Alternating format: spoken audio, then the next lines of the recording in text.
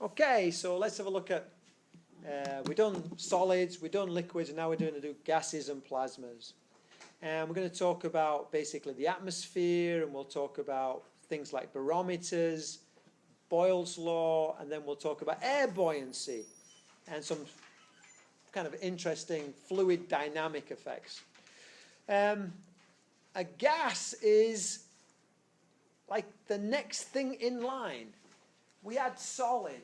Solid is incompressible, will not change shape, and cannot flow. Yeah. And then we had a liquid. Liquid is incompressible, can change shape, and will flow. And next, let's make something that is compressible, can change shape, and can flow. So that's the gas. If you were designing materials, you'd invent a gas if you didn't have one, because it's like the next thing in line. So sometimes we think of the gas as being like a fluid because it behaves like a fluid, and sometimes it behaves differently from a fluid. So we say, like fluids, gases, like liquids, gases are fluids, but gases are compressible. Let me come down here. So they are compressible. Gas extends to fill the space available to it. A fluid sits at the bottom of your container. Gas fills the whole thing. Molecules are further apart in a gas than they are in a liquid. Okay. The cohesive forces, the things that cause fluids to form a droplet, irrelevant in gases. They kind of don't get that close to each other. And if they collide, they don't collide for very long. It's almost like the fluid, most of the molecules of the fluid only experience other fluid molecules. Very few of them touch the container. In a gas, most of the molecules of the gas hit the container and don't hit other gas molecules. It's like, you know, you don't know about the other people, you just know about the wall edges. You're like a gas. You're in a crowd and you can't see the wall, you can only see the other people. You're in a fluid. It's like the different behavior. Cohesive forces are relevant for gases because they don't really interact with each other that much. Gravitational forces are only significant for large bodies of gas, like the atmosphere of the Earth or the substance of a star. So most of the sun is, in terms of volume, would be like what we might call a gas, but it's a gas that gets denser and denser and denser as we go nearer and nearer to the center of the star. With the Earth's atmosphere, it's 20 miles thickness, and most of it's in the bottom 3 miles. The top is very wispy and the like. It's not uniform though. But on a fish tank, if I have air in a fish tank, it's uniform. There's no difference in top and bottom. So let's talk about the atmosphere because it's a little bit unusual. Here's my drawing of it. So to give a kind of scale, so here we are down at sea level, and okay, that's nice. Maybe 20 degrees C on a normal day, maybe 20 degrees C. And then I go to the top of a mountain, I might be at like 36 degrees C, so I have snow on top of the mountain and ice. And I go higher, I get to minus 55 degrees C and so on. So I get colder as I go up into the atmosphere. And let's have a look. 50% of the atmosphere is below 2.5 miles. So if you climb a mountain, you're above half the atmosphere. And there may be a significant pressure difference that might affect your thinking and breathing. Clouds and all that, pretty much below 10 kilometers or 5 miles. 90% of the atmosphere is below 10 miles. And 99 is below 15 miles. So Space Shuttle just wants to be above the atmosphere, so it goes 100 miles up to be really, really safe. But jet planes fly at round about 10 kilometers, 5 miles basically. That's what your jet planes are. The thickness of our atmosphere is determined by the kinetic energy of the gas molecules and the gravitational force caused by the Earth. They're bouncing around, but gravity is pulling them downwards. So if gravity were increased, the atmosphere would get denser because it's pulled more towards the Earth and not extend as high. That makes sense. If the temperature was increased, well, that affects the kinetic energy. The kinetic energy would increase and the atmosphere would get less dense and extend further. Kinetic energy is primarily provided by sunlight. There is some kinetic energy caused by radioactivity in the core of the Earth. That heats up the Earth. And there is some caused by what's called the residual heat of formation. When the Earth formed, it was like getting a whole bunch of bricks and just throwing them off a mountain and letting them hit the ground. Can you imagine the heat that would form when all those bricks hit each other? Well, you're not throwing them off a cliff, you're just throwing them through space and they hit and hit. Tremendous amount of heat when the planet was formed. All those particles of dust colliding and hitting down. Tremendous amount of heat. And that got trapped inside the Earth as you added more and more dust. And that heat is still inside the Earth. Whereas the moon is much smaller than the Earth.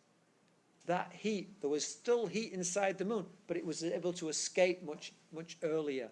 So the moon does not have residual heat inside it, but the Earth does have residual heat inside it. So we get our energy from sunlight primarily, but we also get some from the Earth as well. Typical air molecule travels at 800 miles per hour. That's like twice as fast as a jet plane. 960 miles per hour.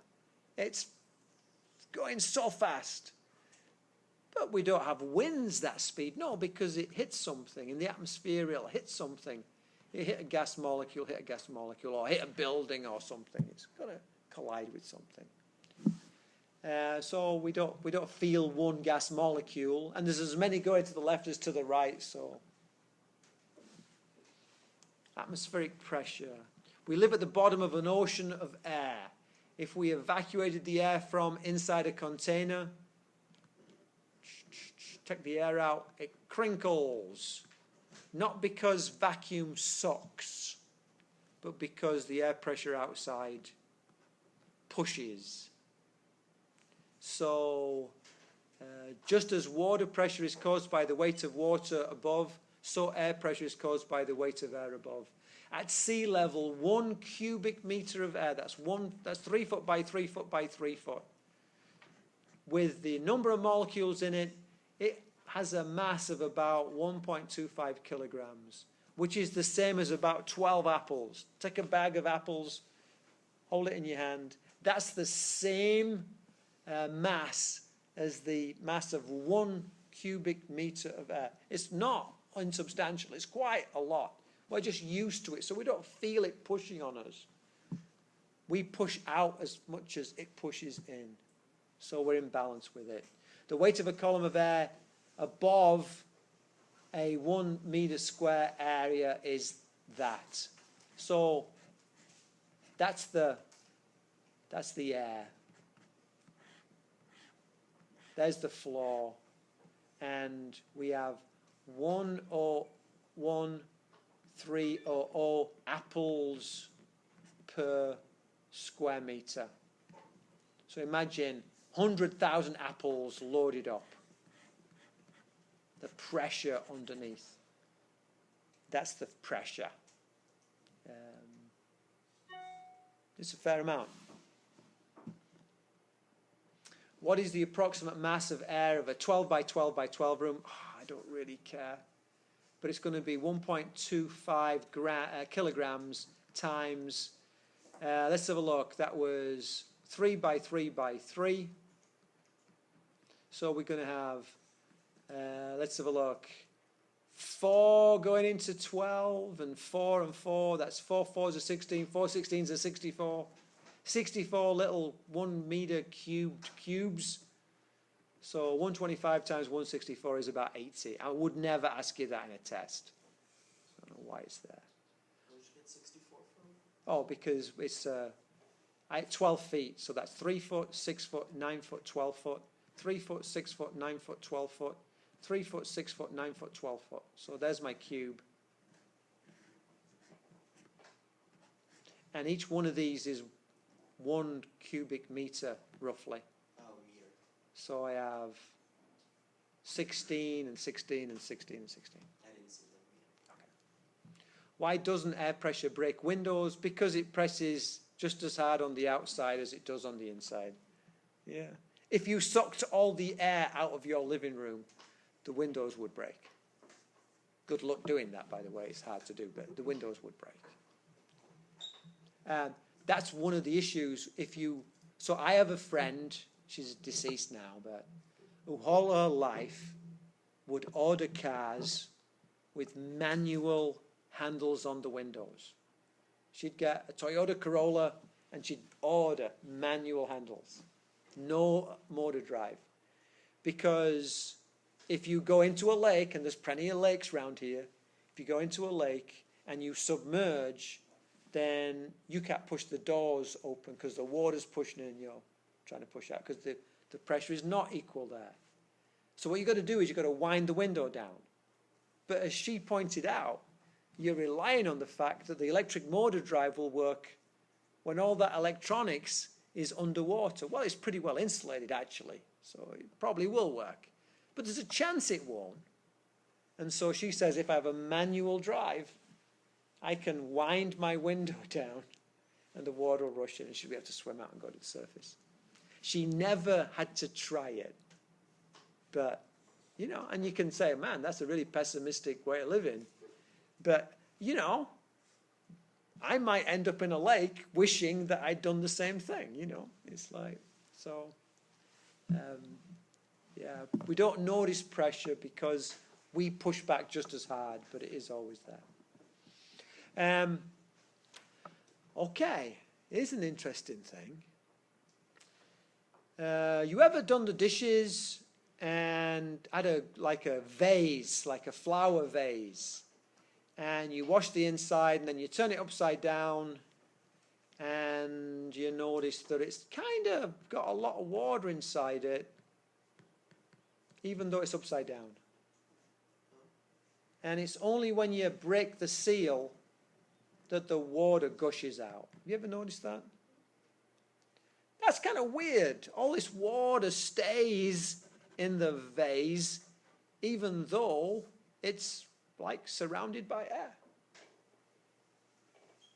What's going on is you have either a little bit of air here, or if you did it right, you'd have no air there. And so what we have is we have atmospheric pressure pushing down here. And if we did this right, we have nothing pushing down there. There's no atmosphere pushing down. So the balance is not between the atmosphere and the water or the mercury. It's only the mercury.